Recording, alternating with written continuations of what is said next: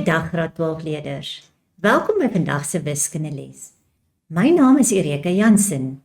Hierdie les word vir julle gebring deur die Noord-Kaapse Onderwysdepartement in samewerking met Pakama Research and Development. Vandag gaan ons verder met vraestel 1 se hersiening. Ons gaan meer spesifiek kyk na diferensiaalrekeninge, of soos wat baie van julle dit ken, calculus. Die doelwitte van vandag se les is sodat julle kan uitklaar presies wat die struktuur van vraestel 1 is en waar hierdie onderwerp in vraestel 1 se struktuur inpas. En dan natuurlik in detail te kyk na diferensiaalrekeninge. So, tussenindeur gaan ons vir julle lekker eksamenwenke gee. So, kom ons kyk eers, hoe lyk die struktuur van hierdie vraestel? Wanneer ons kyk na vraestel 1, is diferensiaalrekeninge 'n hele entjie in die vraestel in. Dit behoort hierso omtrent so 2 ure se kant te wees. Die die onderwerp self tel ongeveer 35 punte van jou vraestel en dit beteken ongeveer 23%. Soos ek vroeër opgemerk het by funksies en grafieke, tel hierdie afdeling saam met funksies en grafieke 'n groot deel van jou vraestel. So dis regtig die moeite werd om daarin te belê en te sorg dat jy dit goed bemeester het. Hier kyk ons gewoonlik na vraag 7 en 8 se kant toe. Nou, wanneer ons praat oor diferensiaalrekeninge, as jy maksimumpunte vir hierdie afdeling wil bereik, dan moet jy die volgende onder die knie hê. Kom ons kyk. Eerste, jy moet die afgeleide van 'n uitdrukking met behulp van eerste beginsels kan bepaal. Onthou net, daar is 2 ander terme wat hulle ook hier kan gebruik. Hulle kan sê volgens algemene beginsels, of hulle kan self sê volgens die definisie. So maak net 'n nota daarvan. Tweedens, moet jy die afgeleide van 'n uitdrukking kan kry met behulp van die magsreël, of soos wat baie van ons praat, net deur die toepassing van die diferensiasiereëls. Dan moet jy ook die tweede afgeleide van 'n uitdrukking kan kry, wat beteken jy gaan maar net een proses verder, so jy gaan die eerste afgeleide kry, en dan vat jy hom en diferensieer hom weer 'n keer. En dan moet jy natuurlik 'n derde graadse grafiek kan teken. Wanneer ons derde graadse grafieke vir jou gee, dan moet jy weer allerlei interpretasies van hom kan doen, jy moet aflesings kan doen en vir enige vrae daaroor kan beantwoord. Kyk ons verder, dan moet jy ook nog die vergelyking van 'n raaklyn aan 'n kurwe kan kry. Dit kan 'n parabool wees of dit kan ook 'n derde graadse funksie wees.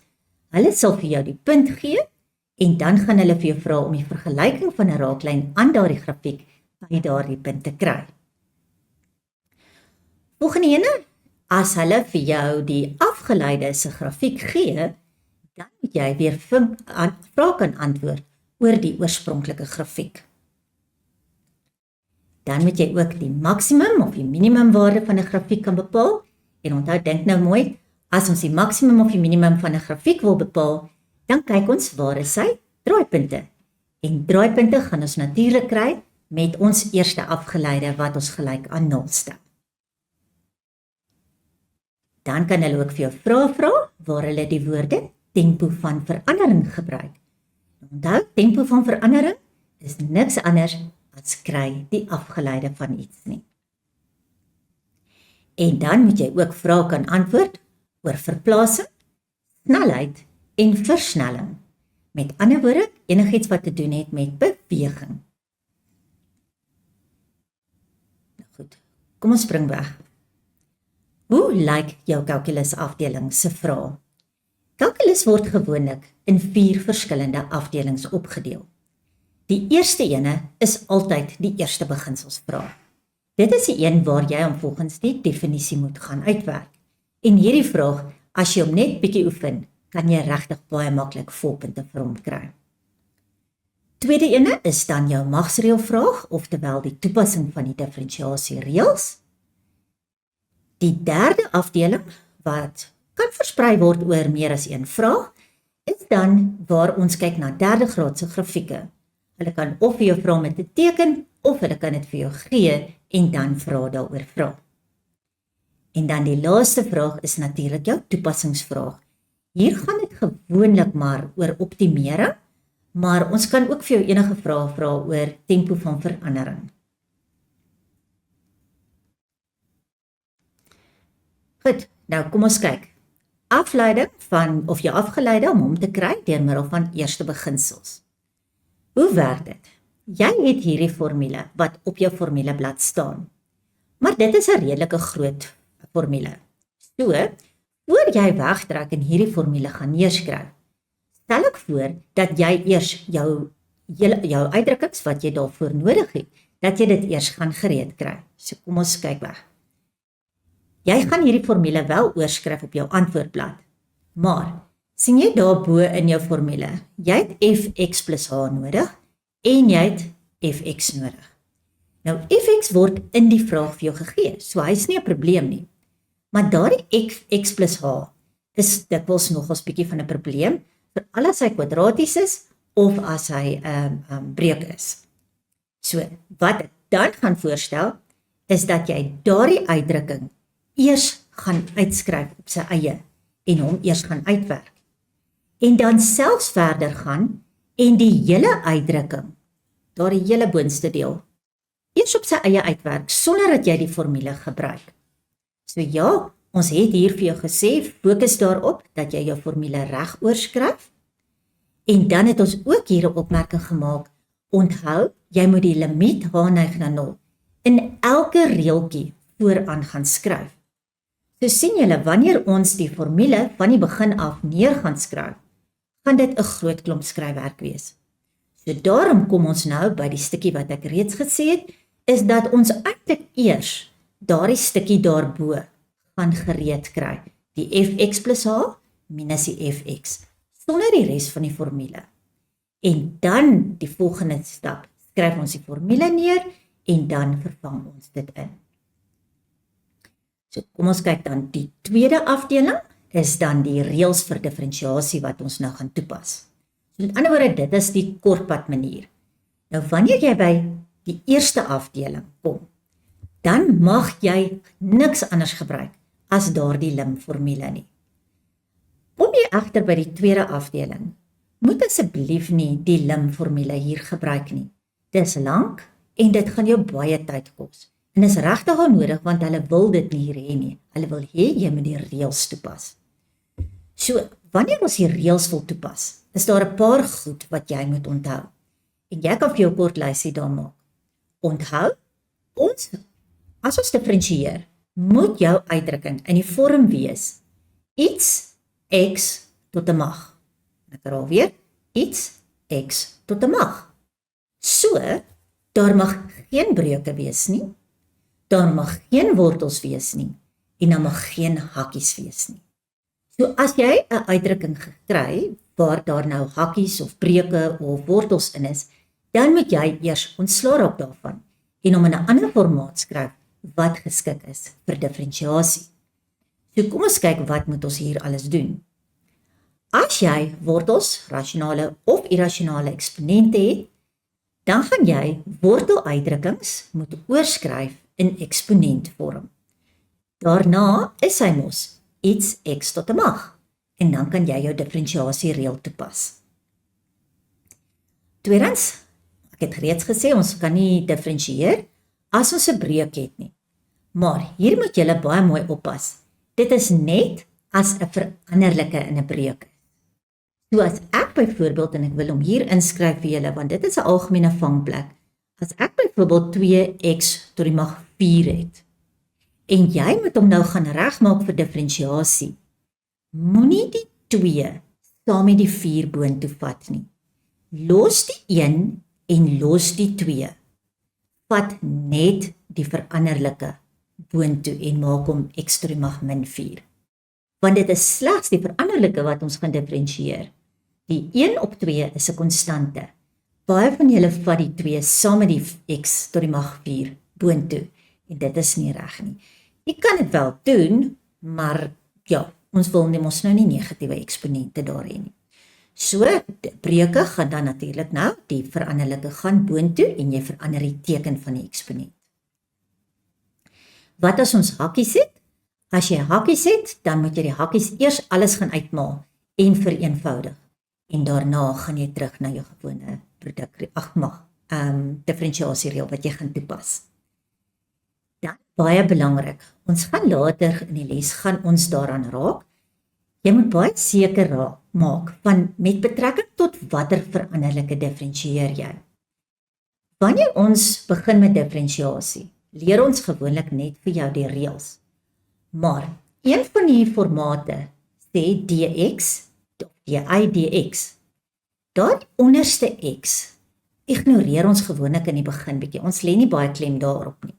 Maar later sal jy sien, dit is belangrik met betrekking tot watter veranderlike ons differentieer. Want dit gaan bepaal watter een jy die reël gaan toepas en watter ene gaan jy sien as 'n konstante. Goed. As ek nou kyk na 'n derde graadse uitdrukking. As hulle kom en hulle sê vir my, skets hierdie uitdrukking. Dan gaan jy eers vir my kyk na die teken van jou A-waarde. So dis daardie A daar heel voor. As hy positief is, dan gaan jou grafiek stygend begin. So as ek nou die vorm hier kan teken, dan gaan ek vir jou dit so teken. Hy gaan gewoonlik van daardie vorm wees. Ek leer vir my kinders so, jou helling hier is aanvanklik positief. So as jou A positief is, moet jy begin met 'n positiewe helling. As jou A negatief is, kom ons doen hom sommer daar, dan moet jou grafiek dalend begin. En dan sal hy ongeveer daardie vorm wees. Daar is 'n uitsondering waar ons net een draaipunt gaan hê, maar ons sal later meer daaroor praat. So vir nou, onthou die A-waarde sê vir jou met watter helling jou grafiek moet begin.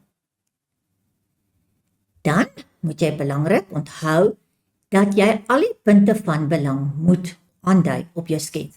Jy kan nie net kolletjies maak nie. As dit nie op as is nie, dan moet jy die volle koördinate by daardie punte skryf. So kom ons kyk wat is al die punte van belang. Dis eerstens al jou x-afsnitte. Hoe kry ons nou weer x-afsnit? Stel jou y gelyk aan 0 en dan gaan jy natuurlik jou derde graadse uitdrukking moet gaan faktoriseer. Nou hierdie faktorisering kan jy op enige manier doen wat vir jou gemaklik is. Dit maak nie regtig saak nie, hulle gee nie vir ons hierso regtig aanduiding of enigstens punte vir die metode wat jy gebruik nie. Jy kan net hom op jou manier, of jy dit met langdeling of met sintetiese deling of hoe jy dit ook al wil doen, jy kan dit op jou eie doen. So dis ons x-afsnitte. Goed, hoeveel x-afsnitte kan 'n derde graadse vergelyking min of meer hê? Daardie graad van my uitdrukking sê dit vir my. Hy kan 3 verskillende sê. Dit is wel moontlik dat hy minder het. So hy kan byvoorbeeld net 2 hê. Dit gaan gebeur wanneer ek 'n derde graadse uitdrukking het wat 'n draaipunt op die as het. So kom ons teken byvoorbeeld net een gou-gou hier sodat ek net vir julle wys. Dis as ek byvoorbeeld so iets sien. Dan gaan ons 1 x-afsnit daar hê en ons gaan 2 gelyke x-afsnitte hê. So ons het eintlik nog steeds 3 x-afsnitte, maar 2 van hulle is nou net gelyk aan mekaar. Dan is dit natuurlik ook moontlik dat ek hierdie situasie kan hê. Met ander woorde dat ek net 1 x-afsnit het. Nou, as jy 'n bietjie meer gevorderde wiskunde doen, dan sal hulle vir jou vertel dat jy eintlik nog steeds 3 x-afsnitte, maar die ander 2 is nie in jou verwysingsraamwerk nie, want dit is wat ons noem komplekse wortels en dit is buite die bestek van ons syllabus. So, onthou, x-afsnitte, maksimum 3 van hulle. Dan jou y-afsnit, dis waar ons x-waarde 0 maak. Dit is altyd baie maklik, want as jy ook na die standaardvorm gaan kyk, as jy x 0 maak, val daar ene weg, en die tweede een val weg, en die derde een gaan wegval. So, jy kan of x 0 maak, of jy kan sommer net direk na die waarde van d gaan kyk. Dis jou y-afsnit. Dan kom ons by die draaipunte. Die draaipunte is maklik, ons vat ons eerste afgeleide en ons stel hom gelyk aan 0, want onthou, Jou eerste afgeleide gee vir jou die helling van die raaklyn.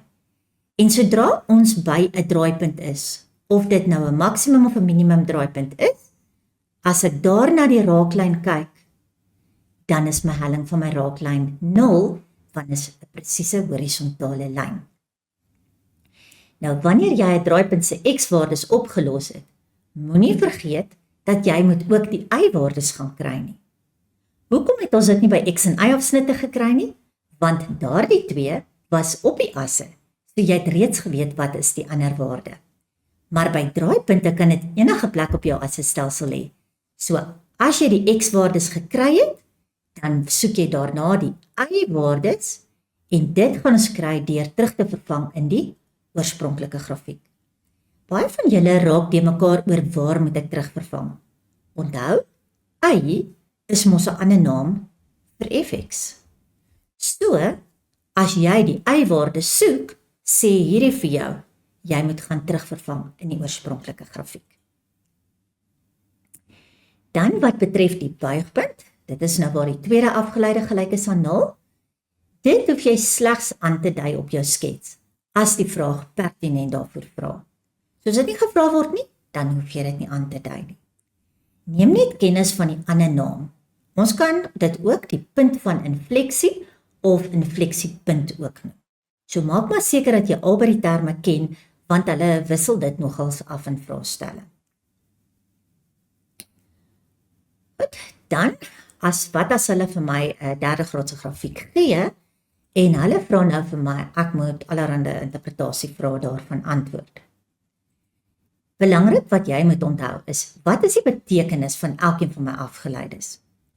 Die eerste afgeleide van 'n funksie gee vir my die gradiënt van die raaklyn by 'n spesifieke punt aan daardie funksie. As die eerste afgeleide gelyk is aan 0, beteken dit dis 'n horisontale lyn, wat beteken ek is by 'n draaipunt. As jou eerste afgeleide positief is, dan beteken dit die grafiek is stygend.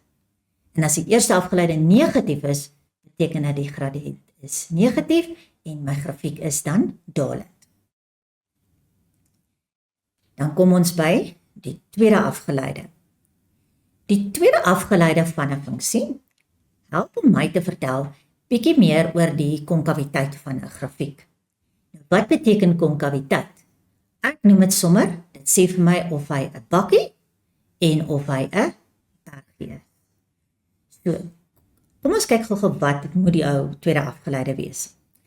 'n Funksie is konkaaf op as die tweede afgeleide van daardie funksie positief is. So, tweede afgeleide groter as 0 gaan vir my 'n konkaaf na bo grafiek gee of konkaaf op. Ek onthou dit sommer so. As die tweede afgeleide groter as 0 is, sê ek hy is positief. En as ek positief is, dan is ek baie gelukkig en ek gee 'n lekker vet glimlag. Of soos wat julle op die internet ook altyd sien, ons praat van die smiley face. So hy is gelukkig, so hy het 'n positiewe bakkie. Tweede ene is konkaaf af, dan sê ek hy is negatief. So jou tweede afgeleide is kleiner as 0, oftewel negatief. As ek negatief is, dan trek ek 'n lekker lang gesig. So my mondjie is afwaarts getrek. En dit is dan konkaaf na onder of konkaaf af. Dan, wat is 'n infleksie of 'n buigpunt? Dit is waar my tweede afgeleide 0 is. Onthou net, dit is moontlik dat 'n tweede afgeleide gelyk is aan 0, of 'n tweede afgeleide en 'n eerste afgeleide by dieselfde punt uitwerk. En ek wil net 'n opmerking daaroor hierso maak, want dit is nie op hierdie skyfies aangetoon nie. Onthou, as jou draaipunt en jou buigpunt by dieselfde punt uitwerk, dan kry ons die grafieke wat van hierdie vorm is. Hy kom byvoorbeeld op, en dan maak hy net so kurwe, en dan gaan hy weer op. So, in hierdie geval, sal hy vir my 'n draaipunt gee, met daai spesifieke koördinate, kom ons maak dit AB, en hy gaan vir my buigpunt ook gee by daai punt. Maar iets wat baie belangrik is dat julle die verskil moet weet. Wanneer is 'n spesifieke punt? Wanneer is dit 'n draaipunt? Die definisie van 'n draaipunt is dat 'n grafiek se helling moet verander van positief na negatief of omgekeerd. So dink nog gou 'n bietjie mooi. As ek net sommer hierdie boonste enetjie, hierdie enetjie wat ek hier gebruik het.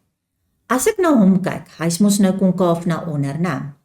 So, as ek voor die tyd kyk, is my helling positief en as ek na die tyd kyk, is my helling negatief. So ek weet daai kolletjie is 'n draaipunt. Hoekom? Want die helling het verander van positief na negatief. En dit is die definisie van 'n draaipunt. Hulle het 'n klompie jare terug het hulle in die matriekvraestel vir die kinders gevra, hoekom was 'n spesifieke punt 'n draaipunt? En toe het verskriklik baie kinders het gesê, want die eerste afgeleide is gelyk aan 0. Pas op, dit is nie die korrekte antwoord vir daardie vraag nie. Hoekom? Om te sê die eerste afgeleide is gelyk aan 0, is die metode hoe jy 'n draaipunt uitwerk. Dit is nie die definisie van 'n draaipunt nie. Hoekom kan ek daai stelling maak? Want as jy weer na die grafiek hier heel onder kyk, by daardie punt wat ek nou aangedui het met 'n AB, sal die eerste afgeleide wel gelyk wees aan 0. Maar voor daai punt is die helling positief en na daardie punt is die helling positief. So daardie punt is nie 'n draaipunt nie, want die grafiek het nie verander van stygend na dalend of van dalend na stygend nie. So dis net ietsie belangriks om te onthou. Definisie van 'n draaipunt, dis waar die grafiek verander van stygend na dalend of omgekeerd. En dan buigpunt is waar die grafiek verander van konkaviteit.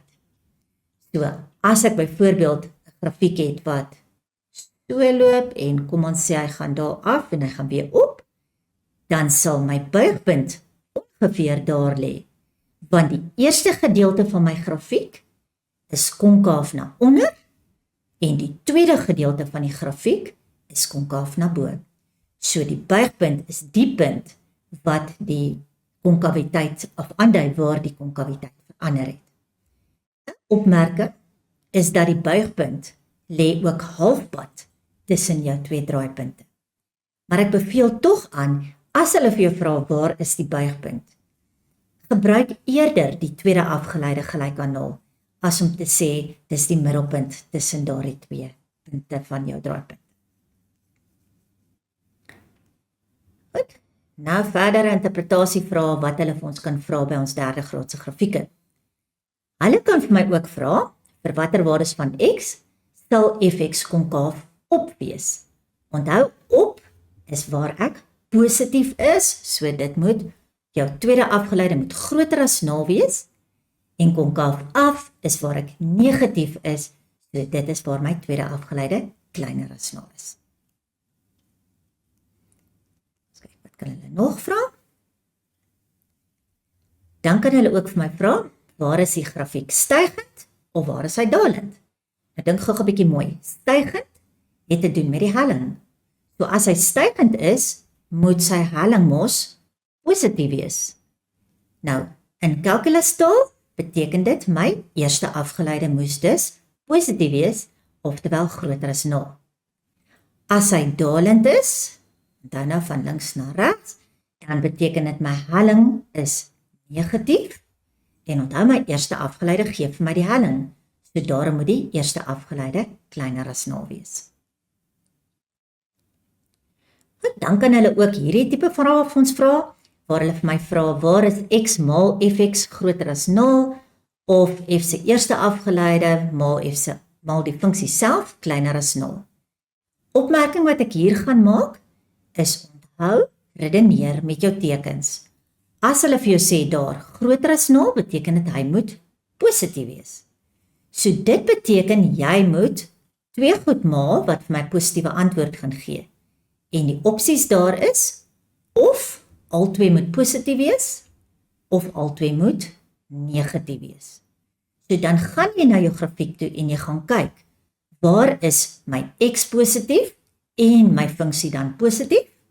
En jy skryf daardie interval, skryf jy vir my neer. Of jy gaan kyk, waar is albei van daardie waardes negatief? En dan skryf jy daardie interval ook vir ons neer. Selfde met die tweede ene, hier moet jy nou weer net onthou, f se eerste afgeleide gee vir my die helling. En die funksie self, dit verwys na my y-waardes. Nou, in die tweede geval, omdat ons kleiner as 0 daar wil hê, wil ek 'n negatiewe antwoord hê. So, eerste ene moet positief wees en die tweede ene negatief, of alternatiefelik die eerste ene negatief en die tweede een positief. Wat beteken, ek moet op my grafiek gaan kyk, waar is f se helling positief en terselfdertyd die funksie negatief, met ander woorde onder die x-as, of ek moet gaan kyk waar is die funksie se helling negatief en die funksie self positief. So, belangrik hier, onthou redeneer met jou tekens. Goed, dan kan hulle ook vir my vra, wanneer of op vir watter x'e het die funksie 1, 2 of 3 verskillende reële wortels. So, dan kom dit by daardie vrae waar hulle gewoonlik 'n k inbring en hulle beweeg die grafiek op of af, tot jy dan nou reële of nie reële wortels het nie. Onthou net, wortels is 'n ander naam vir x-afsnitte, oplossings of nulpunte. So in plaas van wortels kan hulle dan ook hierso praat van x-afsnitte, nulpunte of oplossings. En dan die vierde afdeling van jou kalkulus, dis die optimeringsene. Die eerste situasie wat hulle daar kan gebruik, is dat hulle kan vir jou 'n situasie beskryf waar dit gaan oor beweging. Nou, in hierdie geval sal hulle altyd vir jou die verplasing se vergelyking gee of sy uitdrukking gee. Dan belangrik om te onthou, nou daardie verplasing vergelyking gaan hulle gewoonlik gee as ST. Eerste afgeleide is dan die snelheid. So, ek gaan nou hier skryf, dit sal dan die eerste afgeleide wees. En daarom kan ek sê dat die snelheid is die afgeleide van die verplasing. En dan die tweede afgeleide gaan dan vir my versnelling gee. So, versnelling is die tweede afgeleide, snelheid is die eerste afgeleide en verplasing is dan jou afstand wat jy afgelê het.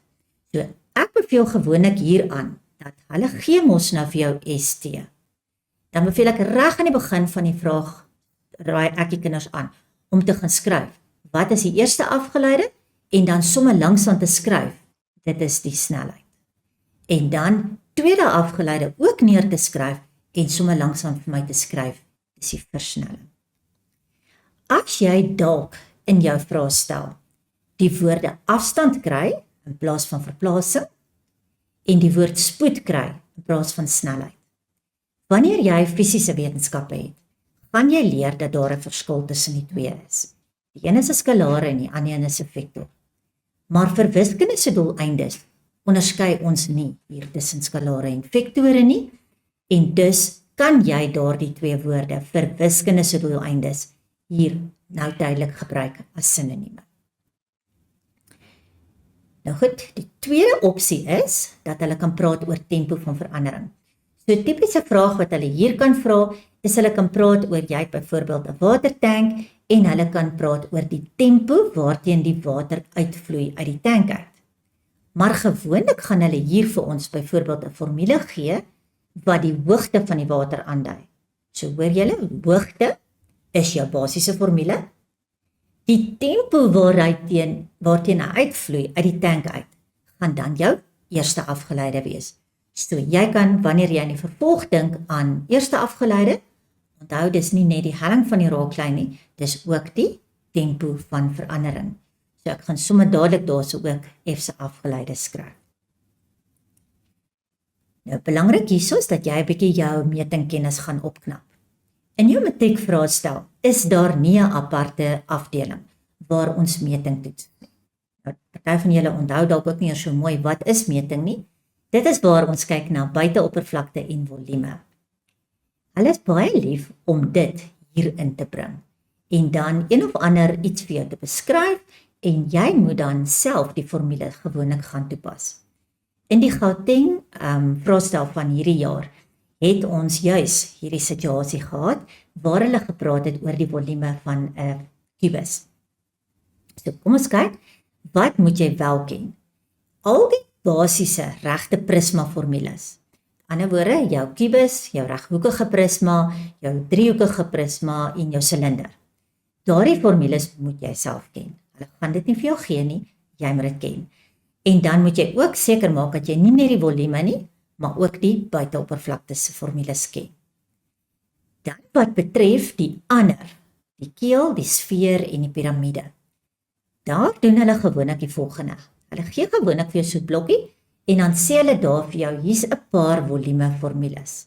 So hulle skryf net, volume is gelyk aan en hierdie formule, volume is gelyk aan en nog 'n formule, en hulle gee vir jou so 2 of 3 van hulle. Maar hulle gaan nie vir jou bysê watter een is watter ene nie. So dan moet jy die regte ene daarvan kan herken uit daai lys uit. Maar ek dink tog ek wil aanbeveel, gaan leer daardie formules sodat jy dit regtig sommer uit jou kop uit kan ken.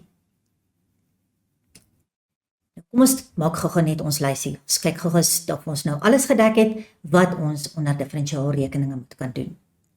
Ons moet probleme met limiete kan oplos. Nou, dit koppel aan ons eerste afdeling waar ons gevra het dat jy die eerste beginsels moet gebruik om die afgeleide van 'n grafiek te kry. So dit is punt 1 en 2. Dan moet jy die diferensiasiereëls kan toepas of as jy dit ken as die magreël, dit kan jy ook daar gebruik.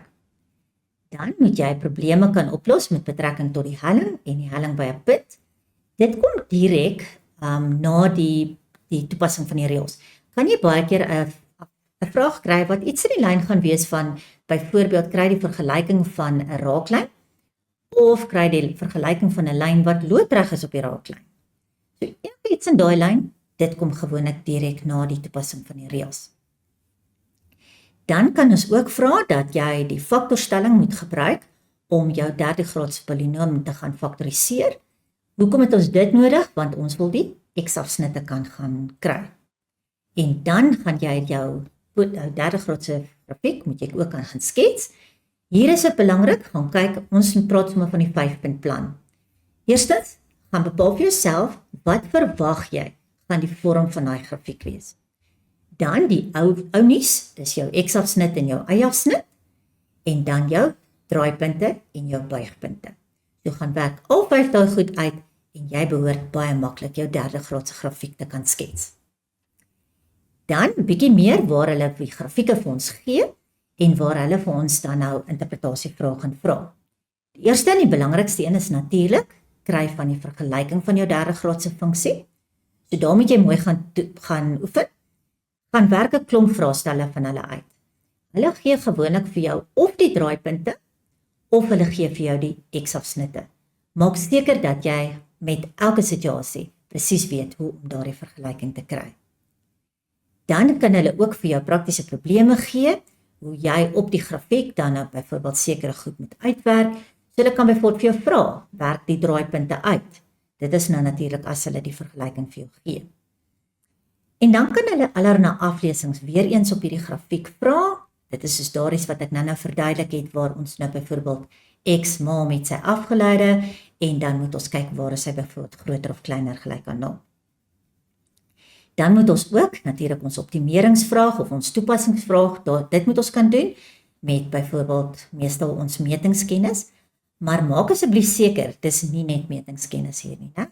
Onthou van die bewegingsene en dan enige ander praktiese toepassing.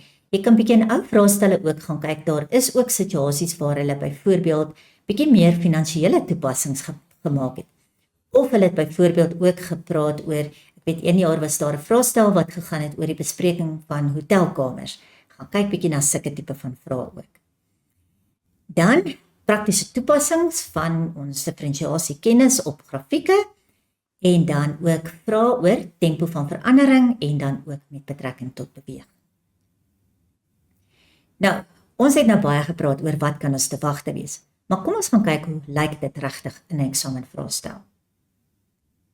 Hierso, soos beloof, eerste vraag is, jou vraag oor eerste beginsels. Jy kry basies 3 variasies hierso. Die een is dat hulle vir jou 'n reguitlyn grafiek gee, so fx is gelyk aan byvoorbeeld 2x plus 5, of 'n kwadratiese een, soos in hierdie geval, of die derde ene is die breukene. Nou goed, so die eerste beginselsvraag, dit moet jy met daai lang formule gaan doen. As jy hom kortpad gaan doen, dan gaan hulle vir jou 0 gee. En dan die 9.2, dit is waar jy jou diferensiasiereëls gaan toepas. Die eerste een is baie maklik, hy is reguit, maar die tweede ene gaan jy eers bietjie regstellings moet doen, want ek sien daar klaar, ek het wortels, ek het hakkies en ek het breuke. So kom ons spring weg met die eerste beginselsvraag. Soos voorheen gesê, gaan ons nie sommer direk begin met daai volumformule nie. Ons gaan eers ons fx, wat ons reeds het, vat, en ons gaan fx plus h eers uitwerk. Nou onthou, as jy hierdie twee goed reg bokant mekaar skryf, sal jy sien, al wat jy doen is, vervang net die x daarso met x plus h. So oralste waar ek 'n x het in my formule, vervang ek nou met x plus h. En selfde daar aan die regterkant, ons vervang hom met x plus h.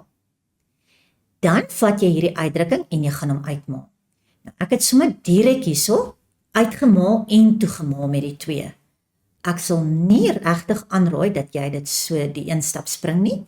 Ek stel voor dat jy eers die hakkie kwadraat uitmaal en onthou, jy mag nie net die kwadraat inmaal nie. Dit is 'n hakkie kwadraat met 'n plus binne-in. So jy moet of die kortpadreël ken of jy moet jou hakkie 2 keer gaan uitskryf. En onthou dan maal ons eers die hakkies uit en daarna maal ons elke term met 2.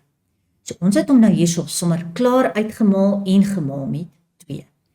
En dan maal jy die agterste ene, maal jy ook die minus 3 in. En dan natuurlik gaan kyk jy altyd of hier ietsie is wat jy verder kan vereenvoudig. Dit gebeur nogal baie dikwels dat daar nie regtig iets is wat daar gaan vereenvoudig nie. Dan die volgende stap sê jy vir jouself, in die limformule het ek mos aan die bokant van die breuk, het ek hierdie formule daarso wat ek nodig het. So nou gaan ek sommer klaar, ek vat fx plus h, wat daar die hele lang uitdrukking daar is, en sien julle hierso het ek hom daar geskryf, minus, en dan fx. Fx is dit wat hulle oorspronklik in die vraag vir my gegee het, dit kom aan die agterkant. Baie belangrik is, die fx plus h kan jy maar direk neerskryf. Maar die agterste funksie, as hy uit meer as een term bestaan, baie belangrik dat jy nie daardie hakkies sal vergeet nie. Hoekom? Want daai minus gaan elkeen van daai se tekens verander. Dan trek jy hom af, jy gaan nou eers jou hakkies natuurlik uitmaal, en dan trek jy af plus minus, en jy vereenvoudig. Nou die uitdrukking wat daar oorbly, al die terme moet 'n h bevat. As jy daar eindig met iets wat nog net wat nie 'n h in het nie, dan weet jy het fout gemaak. En ek kan sommer nou al vir jou sê waar jy fout gemaak het. Dis daai agterste gedeelte wat jy dan nie in hakkies gesit het nie. Met ander woorde, jy sou dan gekry het minus 3x en hier vroeër is ook 'n minus 3x. En dan sou jy gekry het minus 6x. En dan sou jy nie 'n term gekry het daarso met 'n h in. So wees baie versigtig. Nou het ek die volle teller, het ek nou klaar lekker in vereenvoudigde vorm, so nou gaan skryf ek my formule oor. En onthou, maak baie seker van die formuleblad af, dat jy hom nie verkeerd oorskryf nie. En maak ook seker dat jou lim daar voor is, en hy die hele tyd daar bly, en dat jy ook nie 'n is gelyk aan of iets anderste tussen die lim en die breuk insit nie. So nou gaan ons hele teller vang met dit wat ons daar as resultaat gekry het. So hy kom nou daarin. Dan sê ek, goed, maar ek kan nog steeds nie H0 maak nie, want maak ek H0, dan het ek 'n ongedefinieerde breuk hierso. So ek gaan die teller vat en ek gaan H uithaal by elkeen van hulle, so ek faktoriseer die teller, en dan gaan hierdie H's mekaar lekker uitkanselleer. En dan eindig ek met 'n uitdrukking wat dan nou 4x plus 2h minus 3 is, en nou mag ek die h maar 0 gaan maak. En sodra ek die h 0 gaan maak, gaan die uitdrukking of die term met die h gaan wegval, en dan kry ek 'n antwoord daarso net van f se afgeleide is gelyk aan 4x min 3. Nou, jy het reeds die volle kalkulus afdeling afgehandel. So, jy kan teruggaan en jy kan jou eie antwoord gaan toets. Vat nou die oorspronklike uitdrukking en doen hom die kortpad met die reëls. Die 2 gaan mos vorentoe, 2 maal 2 is 4, x tot die mag 1. En dis presies wat ek hieronder het. En die tweede term, die x gaan net wegval, so dit word min 3. So dan weet jy jou uitdrukking is reg en jy het hierdie vraag korrek beantwoord. Jy hoef nooit weer terug te kom en hom te kom kontroleer nie. Net baie belangrik onthou, jy mag nie algeheel die toepassing van die vraag, mag jy nie die kortpad gebruik nie, jy moet die limformule gebruik. Dan die tweede deel waar ons nou die differentiasiereëls gaan toepas. Eerstens, klaar in die regte formaat, so ons gaan net differentieer. Onthou die 5 gaan vorentoe, so dis 5 maal 4, gee vir my die 20, en dan die mag daar word 1 minder. Jy kan sommer die volgende onthou differentiasie, dis meer vir die Engelse kinders, onthou hom so, differentiasie, decrease, ons die mag. So as my kinders die mekaar raak, dan sê ek vir hulle onthou, differentiasie, decrease ons die mag, ons verminder ons mag met 1. Selfde by die 4 daarso, ons vat die 4 vorentoe, so dan is dit min 6 maal 4, gee vir my die minus 24, en x word dan net tot die mag 3. Laaste ene, onthou die x se mag is eintlik 1.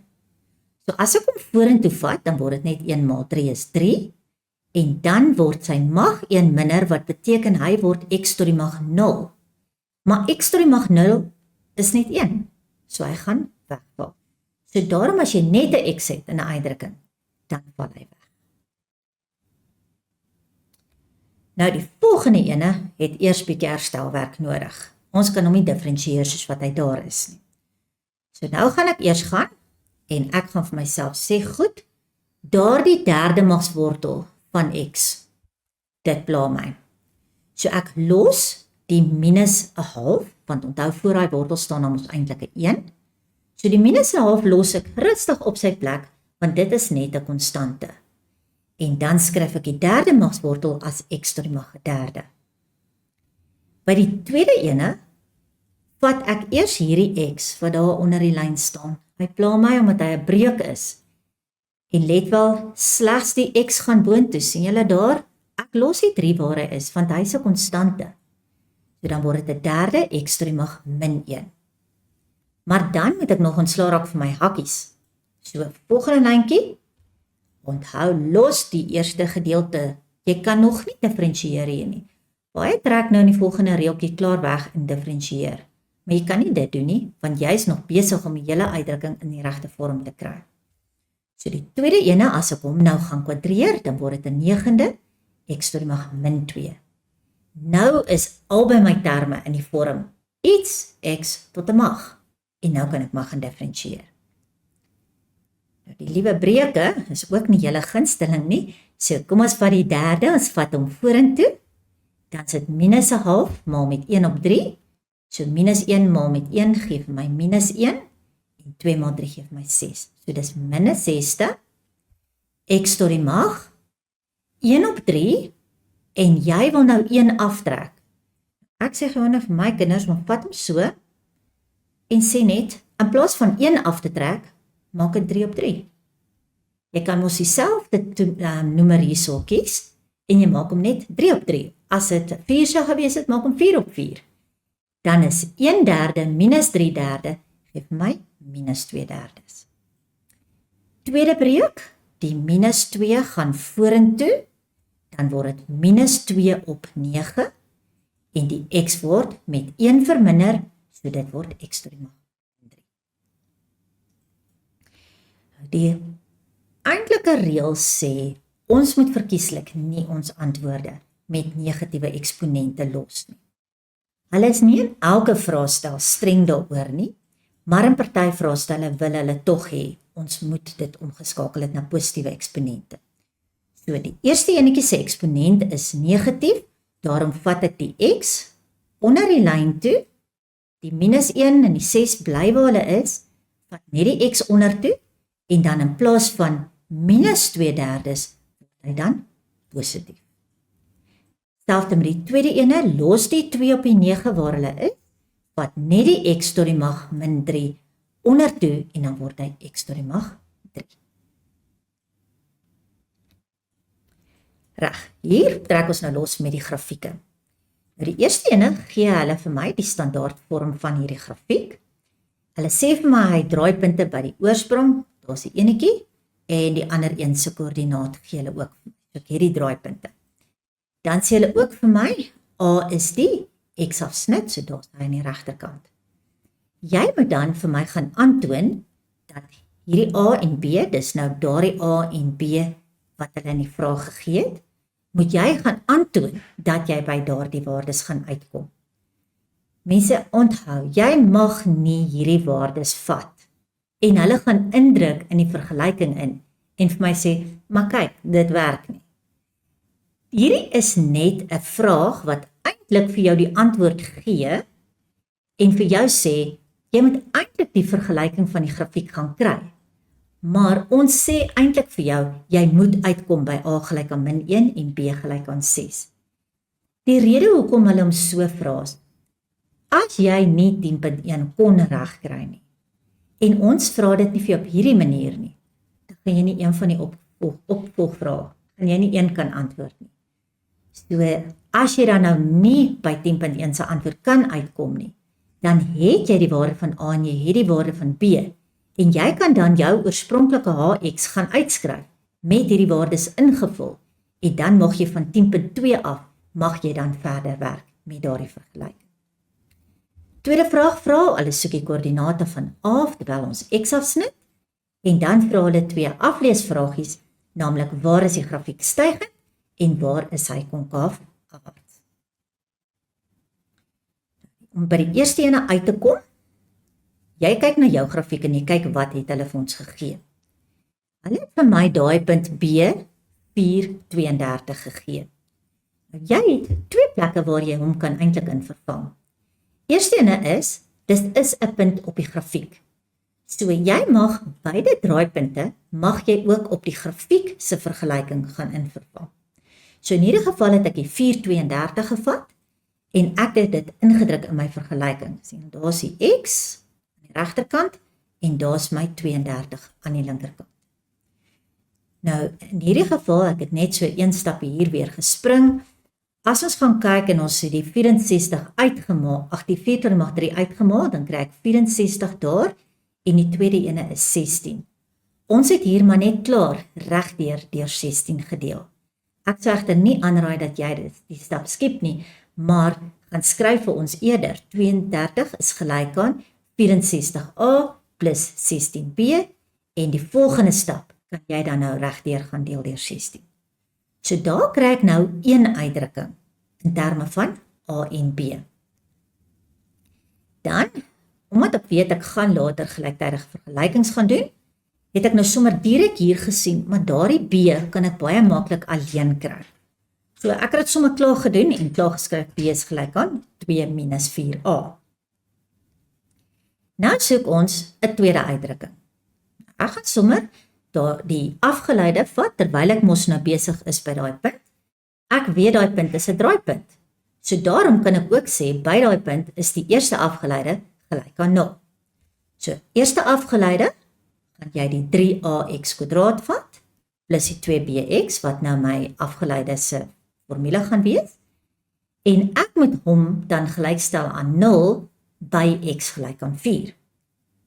So ek vat my afgeleide se uitdrukking. Die x-waarde is 4, want dit is die punt waar hy 'n draaipunt het. En aan die regterkant maak ek hom gelyk aan 0. Onthou, in hierdie geval gaan jy glad nie die y-waarde gebruik nie, want ons wil die afgeleide gelyk aan 0 stel. Die y-waarde is nie hier ter sprake nie. So weer eens in hierdie geval, Ek kry dan 48a plus 8b, en weer eens kan jy hom verder vereenvoudig. So jy kan regdeur gaan deel deur 8. En dan kry ons 'n tweede uitdrukking. En al wat jy dan moet doen is, jy moet nou gelyktydig gaan oplos. So omdat ek nou reeds daarbo by nommer 1, het ek b alleen gekry, gaan ek nou aangaan hierso aan die regterkant, en ek gaan nou 1, daar waar b alleen is, en vervang in nommer 2. So ek het 6a, maar dan plus ek die b wat nou 2 min 4a is. En dan gaan jy verder as 'n gewone lineêre uitdrukking en jy gaan los op vir jou a-waarde. So sien julle hierso, ek het my a dus gekry as minus 1. Nou soek ons die b-waarde. Nou jy kan teruggaan en jy kan daai a-waarde kan jy eintlik enige plek gaan invervang, maar ek raai aan dat jy die uitdrukking hier gebruik waar die b klaar alleen is. Want as b klaar alleen is, beteken dit ek gaan net indruk aan die regterkant en uitwerk en dan kry ek direk my b. So kom ons kyk hoe lyk dit. As ek nou min 1 daarin vervang, dan is dit 2 minus 4 maal met min 1 en dit gee vir my dan 'n b-waarde van 6. En ja, ek is reg, want dit is waarby ek moes uitkom. So nou het ek my funksie se vergelyking. Onthou, ek sal hierso nogal aanraai dat jy hom op jou grafiek gaan skryf, sodat jy, as jy by die latere vrae kom, dat jy hom reeds beskikbaar is. Nou soek ons die x-afsnit. Om x-afsnit te kry, maak ons die y-waarde gelyk aan 0. Y-waarde gelyk aan 0 te kry, moet ek natuurlik nou daai derde graadse funksie gaan oplos. Maar ons kan hierso baie maklik faktoriseer. Ons kan 'n x² daar gaan uithaal. So ons hoef nie hier te begin bekommer oor die faktorstelling en dat ek 'n langdeling of enige van daai goed hoef te gaan doen nie, want ek gaan doeteenvoudig net 'n x² hier uithaal en dan bly daar in my hakkie oor min x plus 6. En dan is dit soos 'n gewone kwadratiese een, is dit nou maar net derde graads en jy gaan elkeen van hulle gelyk aan 0 stel. So dan kry ek my x is 0 of my x is 6. Daarsoos, my x is 0 en daardie ene gaan dan my x 6 wees. Maar onthou jy het hierbo vir my gesê y is 0, so ek kan dan invul daarso 6 0 en natuurlik die oorsprong is. Hulle het gevra vir die koördinate van a. So in hierdie geval moet jy skryf a60. As jy nie dit skryf nie, dan kan dit gebeur dat as jou eksaminator vir jou in die vraestel self dit gevra het, dan kan hulle 'n punt toeken in die memo dat jy dit in koördinaatvorm moes geskryf het. So as jy dan eindig en nie die koördinate gee nie, kan dit wees dat jy dalk moontlik 'n punt hier kan verloor. So ek raai gewoonlik maar aan, enige iets waar koördinate betrokke is, skryf dit klaar in koördinaatvorm. Dit maak dit in elk geval makliker vir volgende vrae wat daarna volg. Nou dan weer, ek gaan net weer daar skryf, dis 0 en dis 6. So nou vra hulle vir my, waar is hierdie grafiek stygend? Om stygend af te lees, gaan ons beweeg van links na regs. So die grafiek is in die begin dalend, en dan daardie gedeelte daar is hy stygend, en dan die laaste stuk is hy weer dalend. So nou weet ek watter deel op die grafiek is dit. Nou vra hulle die waardes van x. So al wat jy nou doen is jy kyk net wat is my x-waarde hier en wat is my x-waarde daar. En dan gaan ek my interval kan neerskryf. So x moet groter as 0 en kleiner as 4 wees. Jy kan enige een van die twee notasies skryf. Ek vind net dat ek dink die tweede notasie lewer minder probleme op. Hoekom is dit ronde hakkies? By daardie punt en by hierdie punt is dit 'n draaipunt. Ek vergelyk dit gewoonlik met die maksimum vergelyk ek met bergklim. As ek gaan en ek gaan klim Kilimanjaro uit. Terwyl ek besig is om op te klim, is my helling mos positief. So ek is besig om te styg teen daardie berg op. Maar die oomblik wanneer ek daarbo gekom het, onthou dis harde werk om daarbo te kom. Die oomblik wat ek bo op daardie kruin staan, dan is ek mos besig om die uitsig te bewonder. So op daardie spesifieke oomblik, ek is nie meer besig om te styg nie, want ek is daar. Ek het klaar daar gekom. So ons kan nie sê by daai punt is ek meer stygend nie. En ek is ook nog beslis nie besig om te daal nie, want ek wil eers, vir al die moeite wat ek gedoen het, wil ek eers die uitsig daar bewonder. So daarom gaan ek vir myself sê, by daai spesifieke punt, is ek nie stygend of dalend nie. So, daarom is albei die grense is uitgesluit. Dieselfde geld vir 'n minimumpunt. Daar sê ek gewoonlik, kom ek gooi jou in 'n diep gat, die oomblik wat jy daaronder is jy nie meer stygend nie, of jy is nie meer dalend nie, maar jy is ook nog nie stygend nie. Jy lek eers jou wonde, want jy is nou in 'n diep gat. So, dis maar net so tong in die kies. Onthou, draaipunte is nooit ingesluit nie. Wat wel ingesluit is as hulle waardeversameling vir jou gaan vra.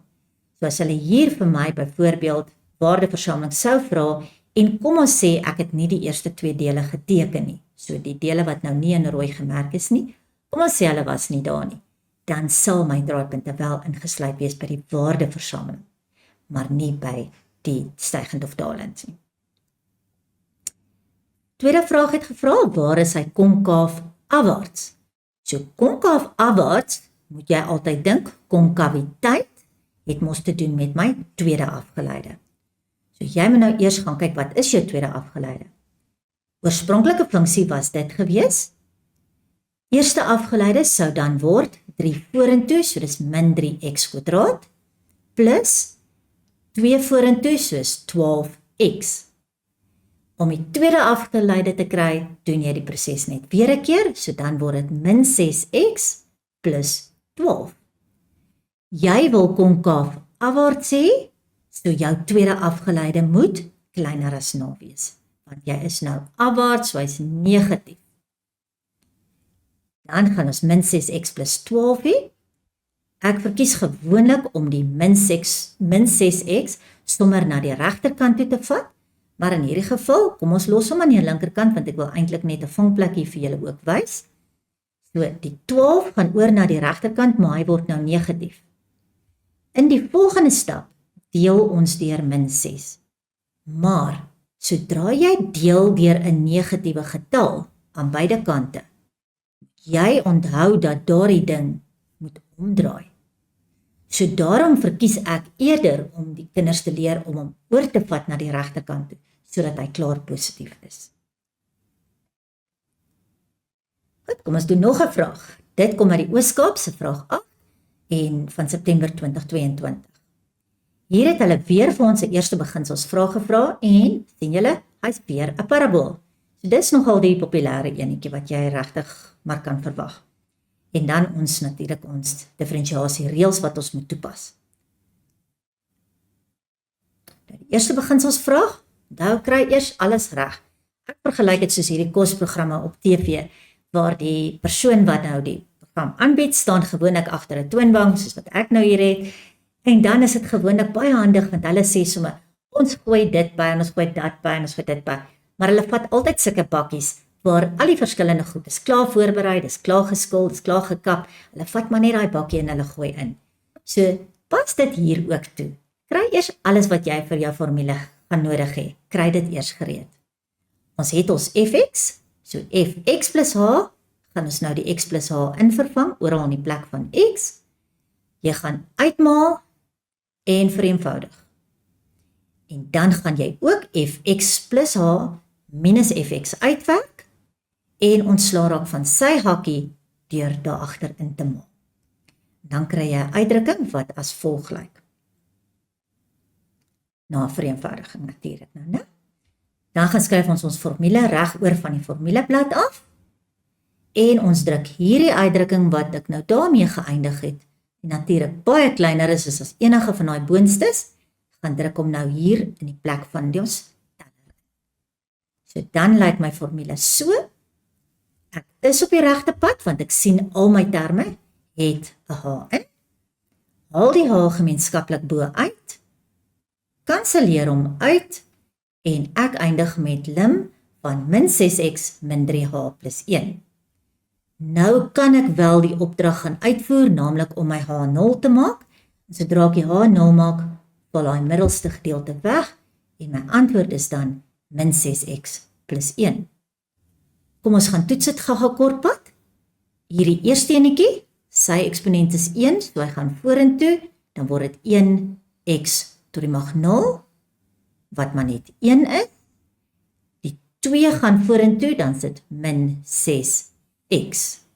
So dis min 6x plus 1, en dit is presies wat ek hieronder gekry het. So nou weet ek hy's reg. Tweede vraag, toepassing van reëls. Hier is 'n probleempie daar, so ek moet eers aandag gee aan hom. Kry eers die formaat in die regte vorm deur my x² boontoe te vat, en dan word sy eksponent negatief. En nou kan ek gaan diferensieer. 4 gaan vorentoe, so dis 4 maal 3 is 12x tot die mag 3. En die tweede ene, as ek hom vorentoe vat, word dit min 2 maal met 4 gee my min 8 en x tot die mag min 3. Weereens, vat maar liewerste daardie ene ondertoe. Ons weet nooit wat spesifiseer hulle in die memo nie. Dalk gaan hulle hierdie keer vir ons 'n punt gee daarvoor. So maak net x se mag weer positief. Tweede enetjie is daardie vraagie waar. Julle ruk terug in die begin het ek gesê, ons moet baie seker maak met betrekking tot watter veranderlike diferensieer ek.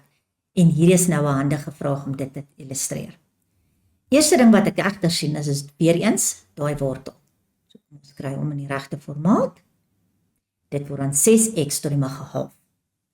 Nou, as ek nou diferensieer y met betrekking tot x, beteken dit my x is my veranderlike. So ek gaan hom vir myself merk daar. Dit is my veranderlike. Enigiets anderste hanteer jy as 'n konstante. So hierdie a² wat hier voor staan, sien jy niks anders as wat jy byvoorbeeld 3x² gehad het. Die 3 is 'n konstante. Jy doen niks met hom nie, hy bly net daarvoor. So as ek nou hierdie gaan diferensieer, dan gaan die a² gaan daar bly, sien julle, hy het net so afgekom hieronder. En onthou as ek net 'n x het, dan in die volgende stap val hy mos nou weg. Die tweede deel van die half vorentoe, helfte van 6 is 3, en x se mag word 1 minder, so 'n half minus 1 geef my min 'n half. En dan gaan ek weer net daardie enetjie net onder toe vat, sodat sy eksponent positief kan word. Ek wil gou teruggaan na hom toe. As ons daardie verander het na DI, DA, dan sou jy daardie hele agterkant gesien het as 'n konstante. En dan sou die agterste een se afgeleide sou 0 gewees het. So, kom ons skryf hom gou hierso. As ek sê DI, DA, dan gaan jy vir my sê, goed, nou diferensieer ek met betrekking tot A, so hy is nou my veranderlike. So die x gaan bly, en A se afgeleide gaan dan word 2a, en die agterste een bevat glad nie A's nie, so hy is net 'n konstante, so hy gaan wegval, en daai antwoord gaan dan wees 2ax. Sien julle hy verskil baie van die een wat ek hieronder gekry het. So dis regtig baie belangrik dat jy seker maak met betrekking tot watter veranderlike jy gaan diferensieer. Nou, ek gee hierso vir jou 'n derde graadse uitdrukking. Minus fx is gelyk aan minus x tot die mag 3 plus 3x plus 2. In hierdie geval gee ek nie vir jou skets nie. So nou lei ons jou deur hierdie ding. Eers vra ons vir jou bereken vir ons die draaipunte, dan die x-afsnitte, en dan vra ons sekere waardes, dis waar jy nou jou afgeleide se kennis gaan toepas. Dalend gaan te doen hê met die helm, en konkaaf afwaarts gaan te doen met jou tweede afgeleide. En dan laaste 'n lekker enetjie daaronder, is hulle vra vir my teken 'n grafiek, maar hulle vra nie die enetjie wat hulle hier gee nie. Hulle vra enetjie wat effens anders is, maar ons kom nou by hom uit.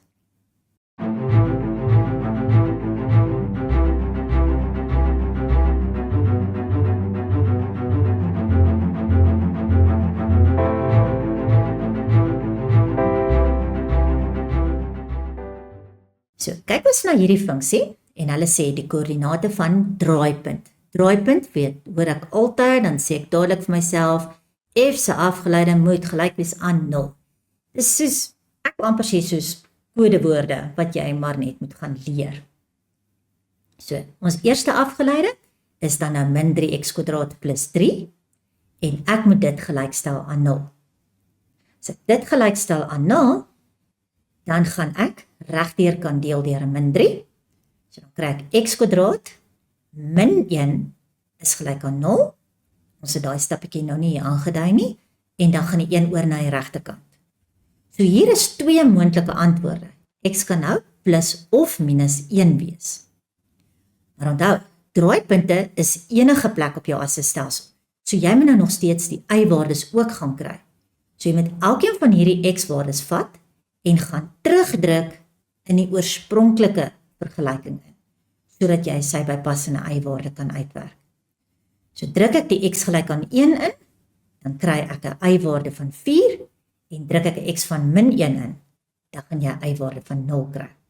So my 2 draaipunte is dan nou hierdie kombinasie, 1, 4 en min 1, 0. Nou, gewoonlik werk dit bietjie beter as jy nou nie, maar in eksamen kan jy dit nou nie doen nie, maar as jy gewone klaswerk doen, dan leer ek my kinders sommer om hierdie te highlight, en dan staan hulle lekker uit.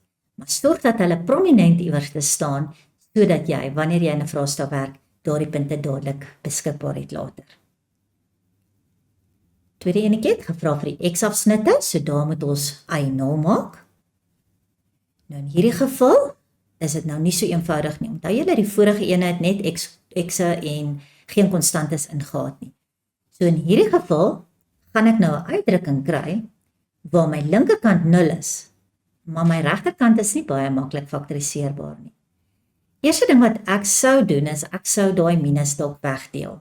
So dit gaan beteken dat jou tweede en jou derde term gaan dus nou negatief word. Dan weer eens, jy mag self kies hierso, hoe jy daardie wil faktoriseer. Dis jou keuse. Jy kan sintetiese deling, langdeling gebruik, maak nie saak nie. Solank jy hom gefaktoriseer kan kry, eerste hakkie gaan x plus 1 wees, en dan die tweede hakkie gaan x² min x min 2 wees. Dit kan ook wees dat jy die ander hakkie, een van die ander hakkies eerste gekry het, die volgorde maak glad nie saak nie. En dan die tweede hakkie is 'n kwadratiese uitdrukking wat verder kan faktoriseer. Nou in hierdie geval sal jy sien, hier's 2 hakkies wat identies is. Sodra jy 2 hakkies skryf wat identies is, dan weet jy, dit is nie net 'n x-afsnit nie, dit is 'n draaipunt op die x-as.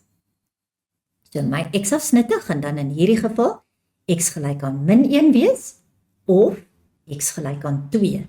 En ek gaan sommer vir myself klaar 'n nota maak, daardie weet ek al klaar, gaan 'n draaipunt wees.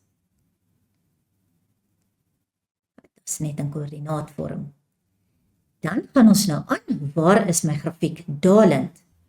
Onthou, dalend het te doen met ons eerste afgeleide, want die eerste afgeleide gee die helling van 'n grafiek. Ons gaan terug, gaan kry die eerste afgeleide, en ek sê my eerste afgeleide gaan nou wees min 3x² plus 3, en hom wil ek dan dalend hê, so hy moet negatief wees. Dalend te kry, is my eerste afgeleide in hierdie geval nou 'n kwadratiese uitdrukking. So nou moet jy oppas, onthou 'n kwadratiese uitdrukking moet jy gewoonlik, meeste van ons leer ons kinders, jy moet 'n parabooltjie gaan teken, want nou moet jy 'n sekere gebied vir my gaan inkleer. Party van julle doen hom dalk net met die kritieke punte, dit maak nie saak nie, solank jy net onthou, ons kry nie hier enkelwaardes nie. In my geval het ek eers regdeur gedeel deur 'n minus 3, maar onthou daar, die ding daarso, draai om.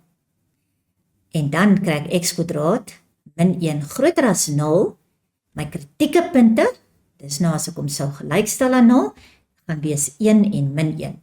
So min 1 kom daar en 1 kom daar.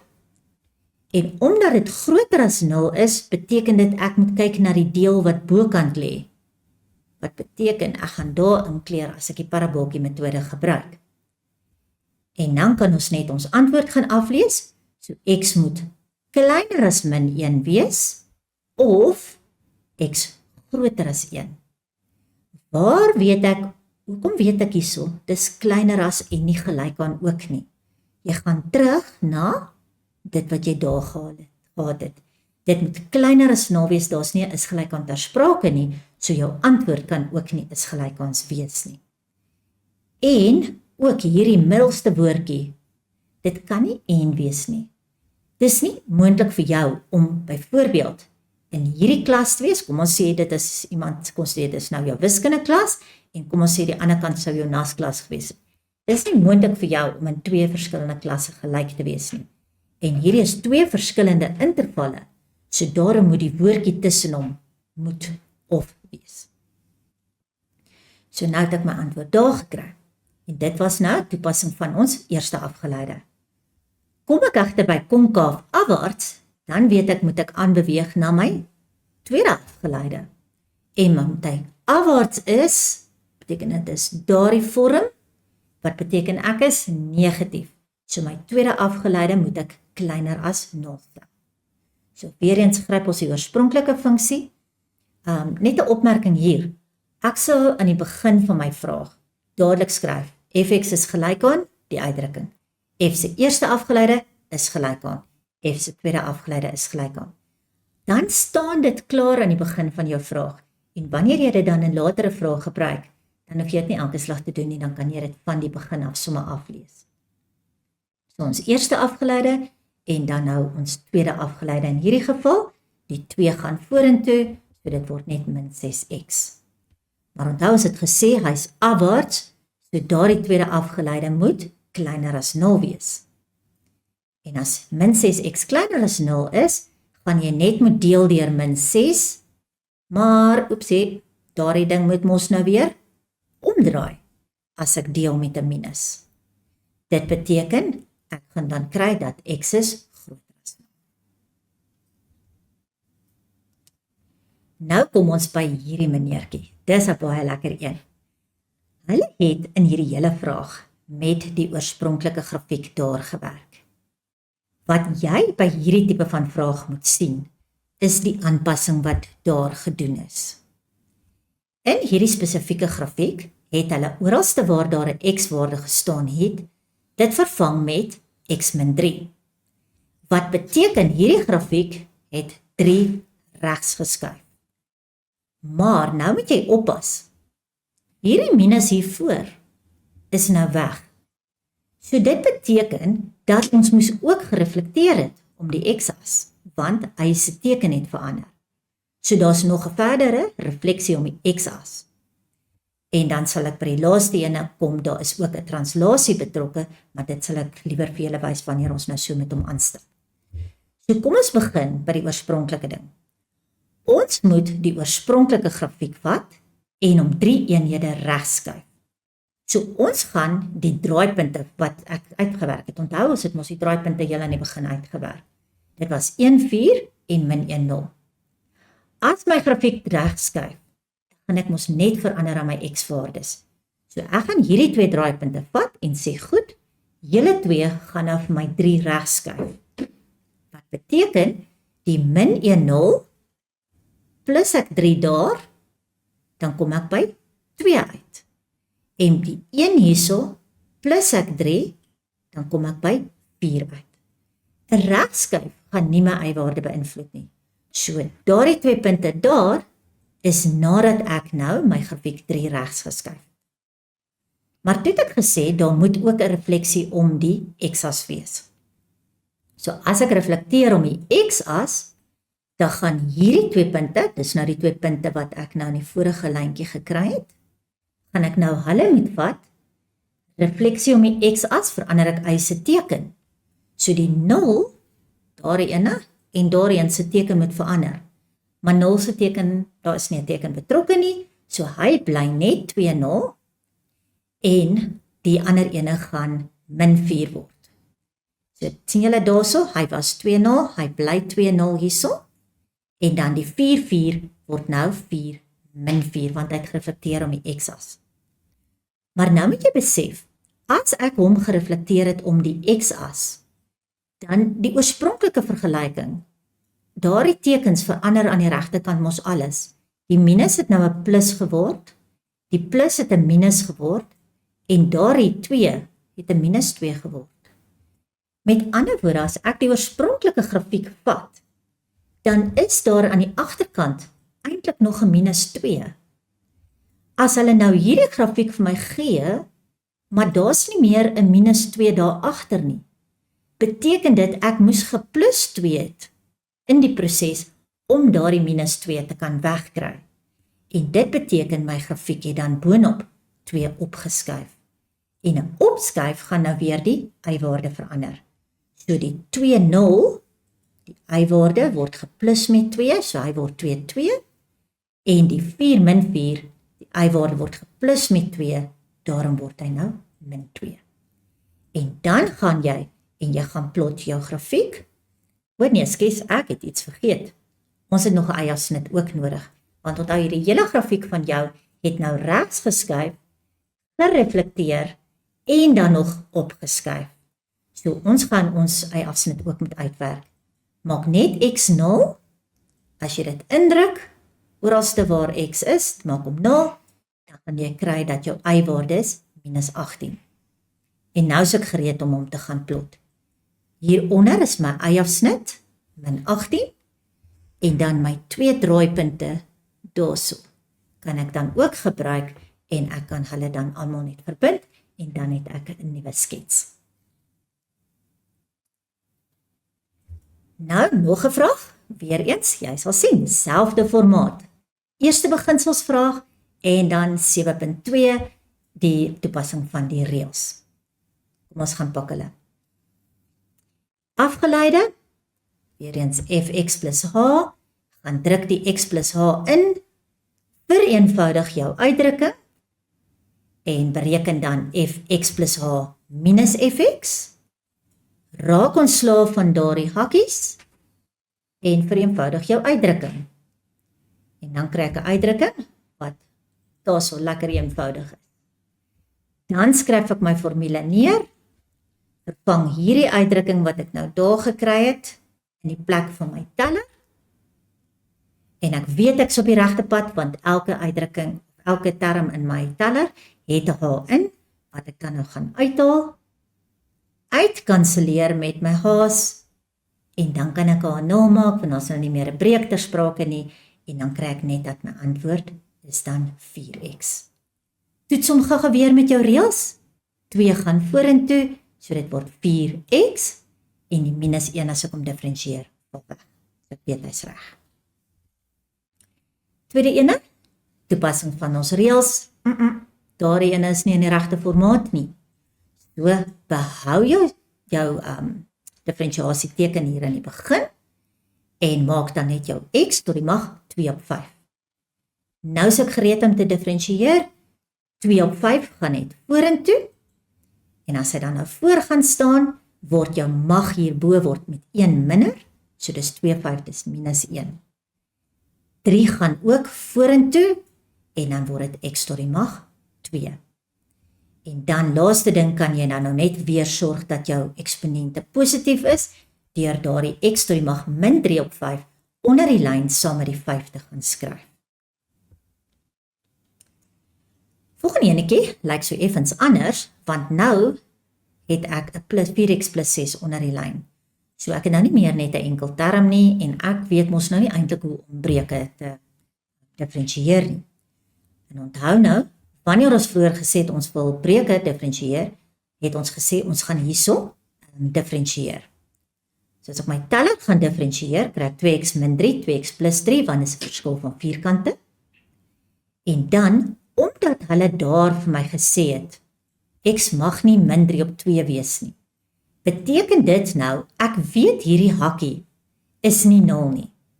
En daarom mag ek nou maar bo en onder gaan deel deur daardie hakkie.